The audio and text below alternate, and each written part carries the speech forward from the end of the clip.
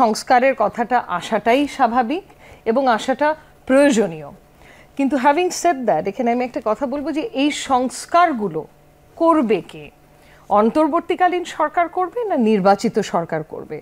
অন্তর্বর্তীকালীন সরকার ঢালাওভাবে সংস্কার করার এখতিয়ার কি ওনাদের আছে?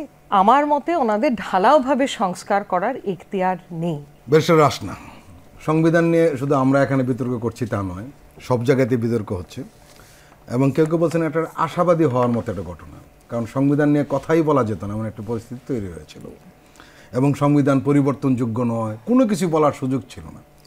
সংবিধানকে একটি অন্যরকম মাত্রা দেওয়া হয়েছিল যেটা গণতান্ত্রিক ব্যবস্থা আসলে ঠিক নয়। এখন প্রশ্ন হলো যে সংবিধান পরিবর্তন বা সংশোধনের প্রশ্নটা আসছে কেন এত বেশি বেশি?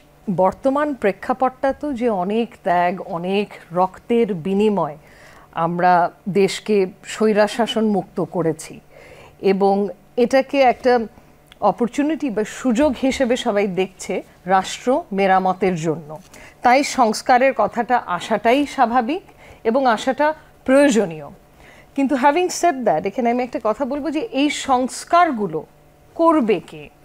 অন্তর্বর্তীকালীন সরকার করবে না নির্বাচিত সরকার করবে? অন্তর্বর্তীকালীন সরকার ঢালাওভাবে সংস্কার করার এখতিয়ার কি ওনাদের আছে? আমার মতে ওনাদের ঢালাওভাবে সংস্কার করার এখতিয়ার নেই। কিছু দূর সংস্কার, যেটা একটা সুষ্ঠু, অবাধ এবং গ্রহণযোগ্য নির্বাচন নিশ্চিত করে, ততটুকু সংস্কার করে হয়তো ওনাদের বাকিটুকু নির্বাচিত সরকারের কাছে ছেড়ে দেওয়া উচিত। এখানে একটা মোটা দাগের প্রশ্ন রয়েছে। জি, সাধারণ মানুষ ধরেই নেয় যে রাজনৈতিক দলের সরকার আসলে সংস্কার করবে না, এই কারণে সংস্কারটা প্রয়োজন। আর একটা যে প্রশ্ন আমরা উঠেছেন তাদের সেই অধিকারটা রয়েছে কিনা।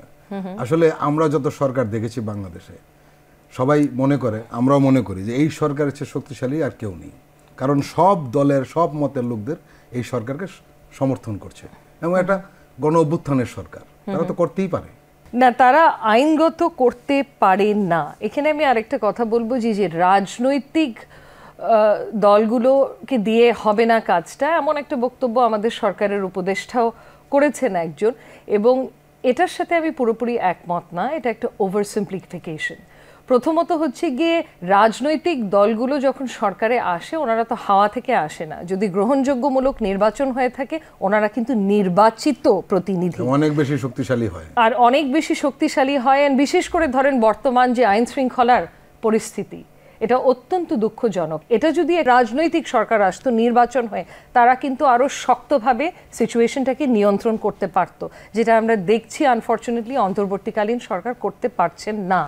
তো রাজনৈতিক সরকার আমাদের দরকার।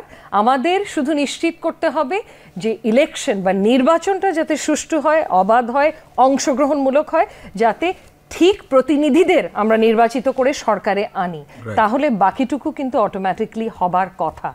এবং এখানে কিছু সংস্কারের কথা তো আমি বলছি যে কিছু সংস্কার প্রয়োজন। এখন সেই সংস্কারগুলো কি, সেটার ব্যাপারে দরকার ব্রড পলিটিক্যাল কনসেনসাস। সো অন্তর্বর্তীকালীন সরকারের রাজনৈতিক দলগুলোর সাথে বসতে হবে, বসে একটা ঐক্যমত তৈরি করতে হবে। এবং ইতিমধ্যে আপনিও জানেন যে একটা ঐক্যমত কমিশনের গঠন করার কথা হয়েছে। চিফ অ্যাডভাইজার মহোদয় আমাদের, উনি সেটার প্রধান হবেন এবং সহসভাপতি হবেন প্রফেসর আলী রিয়াজ, এবং শুনলাম যে সংস্কার কমিশনের চেয়ারম্যান ওখানে থাকবেন। আমি আশা করছি যে এতগুলো সংস্কার কমিশন যে করা হয়েছে, এরা যে প্রতিবেদনগুলো দেবে, সুপারিশগুলো দেবে সংস্কারে, এগুলো সব এই কমিশনটার সামনে থাকবে এবং এগুলোর ভিত্তিতে তারা আলাপ আলোচনা করবে রাজনৈতিক দলগুলোর সাথে, এবং যেসব সংস্কারের ক্ষেত্রে ব্রড পলিটিক্যাল কনসেনসাস থাকবে সেগুলো হয়তো ওনারা করতে পারেন। সেগুলো করার কিন্তু আপাতত একমাত্র উপায় হচ্ছে অর্ডিন্যান্সের মাধ্যমে। রাষ্ট্রপতি অর্ডিন্যান্স জারি করে করবে এবং নির্বাচিত সরকার যখন আসবে, সংবিধানে দেয়া আছে যে কিছুদিনের মধ্যে একটা সময়সীমা দেয়া আছে, এটাকে আইনে পরিণত করতে হবে। আইন বলতে অ্যাক্ট অফ পার্লামেন্টে পরিণত করতে হবে। সো এভাবে আগানোটা হয়তো সমীচীন হবে। ঢালাওভাবে সংস্কার একেবারে টেকসই হবে না, কারণ এটা তখন যেটা হবে যে কোনো কনসেনসাস ছাড়া যদি হয়, রাজনৈতিক ইলেক্টেড গভর্নমেন্ট যখন আসবে, এটাকে আবার ঢালাওভাবে বাতিলও করে দেবে। তো আমাদের তো সাস্টেইনেবল রিফর্মের কথা এখন চিন্তা করতে হবে। রিফর্ম বলেই লাফালাফি করলে তো হবে না। সুযোগ কিন্তু রয়েছে, সেটি হলো জাতীয় ঐকমত্য যে কমিশনটা হয়েছে সেখানে কিছু সদস্যকে কোঅপ্ট করার সুযোগ আছে।